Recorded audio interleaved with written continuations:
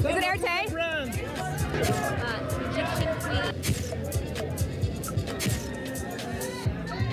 Before the couture and the chaos, it is always a very exciting moment. It's a big celebration for creativity, for the arts, for fashion, for New York City, and certainly also for the museum.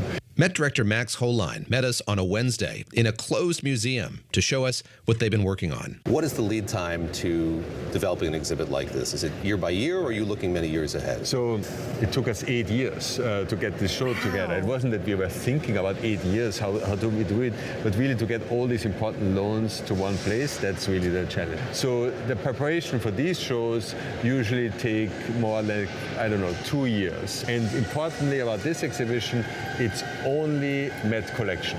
So you don't have any loans, this is all your in-house? All from the Met's collection. The Met actually is one of the biggest and most profound collections of fashion. So we have 37,000 garments here. Fashion is not only one of the really complex ways of expressing human creativity, it's also something that basically is so attuned to the current time, but it is also something very difficult to collect. It's very perishable, right? It's perishable, it takes up a lot of space. The Met Gala provides the funds that are necessary to run a department, to run a collection, really also ample service of preservation of fashion history for our communities. Can we go take a look? Please, come. Like everywhere in Manhattan, real estate is at a premium. The museum can't expand anymore into Central Park, so it has to find creative ways to carve out new gallery space within the pre-existing footprint.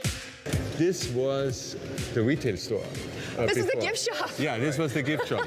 So now enter through the gift shop, but we actually changed the gift shop into grand exhibition galleries. So you're the first ones to see the new galleries of the Met. These are all objects from the Met's collection. It's a show that's like a manifesto.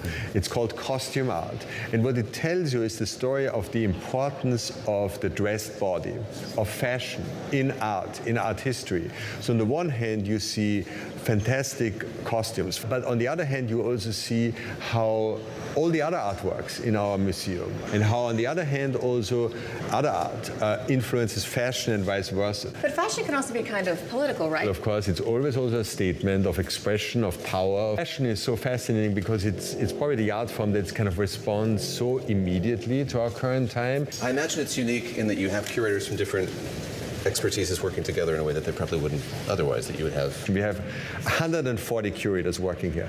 Everyone is very specialized in their area. And so we need to create more opportunities for them and for our different areas to be in dialogue, in conversation. That we want to have one inspire the other. David, this is menswear. Yes, you could wear that on set. Well, you should take inspiration of this. No, not only what you want to look at, but yes, what you need to wear, right? I'm going to push him sartorially, and I'm going to tell him it's art, so he has to do it. But the Costume Institute is only a small piece of the bigger picture.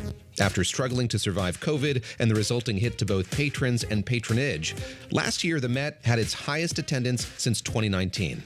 And we have 6.3 million visitors a year. Wow. We are currently undergoing a total kind of overhaul of about a quarter of our entire gallery system. You're the director, you're the CEO as well, and I'm curious, when it comes to benefactors, is there more reluctance now because of the broader cultural undertones that we have, or just the economy? Yeah, are people less willing to give or to engage?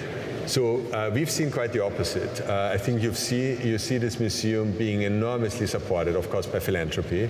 So I think that there are various ways that this museum serves its audiences, its communities, and I think broader purposes that we all care about, no matter where you are on the political spectrum. That means investing $1.5 billion over the next decade, building out new galleries and exhibits to be more inclusive across genres, geography, and time. It is very important to not have, so to say, only Greek and Roman and European front and center, but really apply the same care, apply the same grandeur, the same rigor to also all the other areas. Placing a bust from northern Pakistan next to an old European master, and displaying a Congolese power figure not as an ethnographic artifact, but as a significant work unto itself. I think it's also important to see that we sometimes walk through these galleries and think that this is like archaeology, but a lot of this is contemporary art. Can you just speak to what you have in store with the museum here over the next decade or so.